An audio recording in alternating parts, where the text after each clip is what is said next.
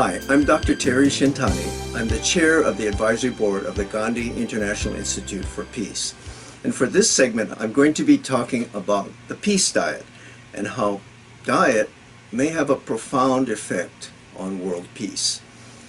I'm going to start with a story about one of my mentors. One of my favorite mentors was Michio Kushi, the founder of American Macrobiotics.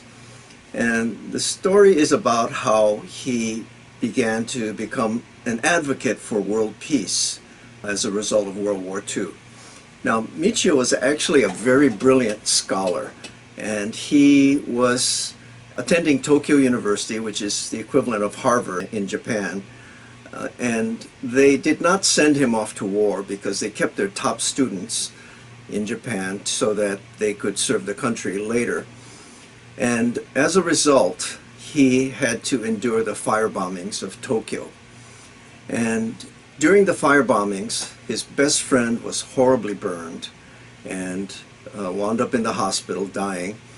And so Michio visited his best friend. And his best friend told him, "Michio, you are the smartest of all of us.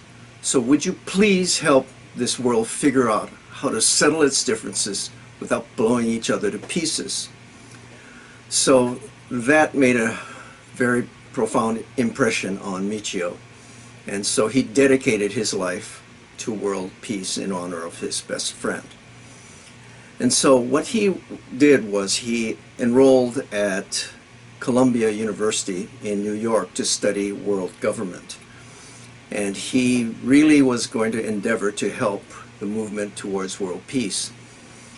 And while he was waiting to go to Columbia University, he came upon this little organization called Center for World Government in a dilapidated old building in Tokyo.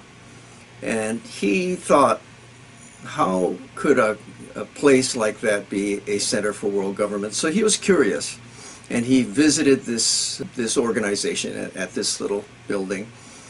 And it was started by George Osawa, who was none other than the founder of Macrobiotics. Now, George Osawa was not an educated man like Michio was. He was more street smart than anything. But what he had done was he was orphaned in the early 1900s from tuberculosis, which was the leading cause of death in those days. But he himself, his parents died of TB, and he himself caught tuberculosis. But he cured himself with a system which he now calls macrobiotics. And that, in those days, that was a miracle. It was like curing cancer today. Well, Michio had this conversation with George Osawa, and Osawa asked Michio, "So, what do you plan to do?" And Michio said, "Well, I'm going to Columbia University to study world government so I can advocate for world peace." And George Osawa laughed at him, and he said, "If you think learning about world government is going to create world peace, you're a fool." And Michio's taken aback because he's a brilliant scholar. He's not used to having people calling him a fool. So Michio said, "What do you mean?" And George Osawa said, "Look, I don't care how good the government you set up turns out to be. If the people are rotten, the government will be rotten." And so Michio took this to heart, and George Osawa said, "Look, if the people are healthy in body, mind, and spirit, even if the government is poorly designed, the healthy people will make it work." And Michio really took this to heart. And so he asked George, "So how do we do this? How do we promote health in body, mind, and spirit?"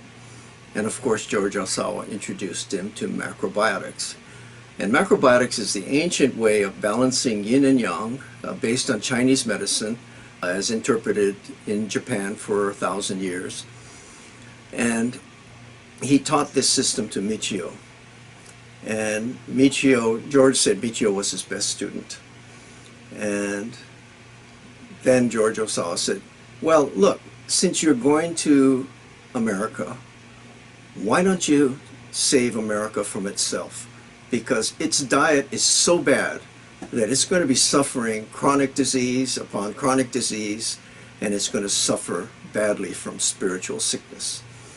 So that was the beginnings of the American macrobiotic movement. Michio went to New York, studied at Columbia University, and started the American macrobiotic movement. And I'm one of Michio's students, and I learned macrobiotics when I was in law school. And I just tried it to see if it would actually work on me. And to my great surprise, I noticed my health returning actually very quickly. And I lost 35 pounds without even thinking about it. And more important than that, my mind cleared up, and I started having profound spiritual experiences. And these spiritual experiences guided me from law into becoming a medical doctor and to study nutrition, so that I could better understand how food and nutrition and diet would affect not only physical health, but mental and spiritual health as well. And so I put this together in a book called The Peace Diet, which is the title of this talk.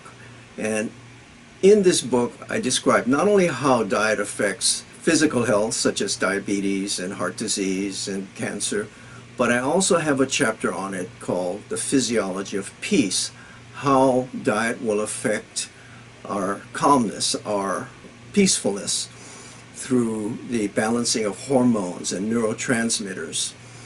And if you're interested in this book, it's called The Peace Diet, and you can find it at peacediet.org.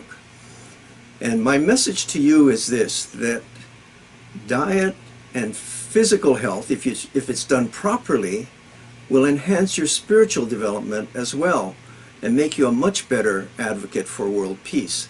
After all, this is the way monks used to eat for thousands of years. Basically a plant-based diet with no junk in it, no stimulants, and it helped people to become physically healthy, mentally healthy, and spiritually healthy. And in this way, diet can affect your health and your spiritual development, so you can be a much better advocate for world peace. And by the way, eating in this way will help protect you from COVID-19 that we're all aware of, because it will help to get rid of the comorbidities that make COVID-19 so dangerous. It'll help control obesity, diabetes, heart disease, those things that make COVID-19 more dangerous. So I hope you enjoyed this presentation. If you want more information, go to peacediet.org. I have some free information there, and I wish you health, happiness, peace, and the Lord's blessings always. I'm Dr. Shintani. Aloha.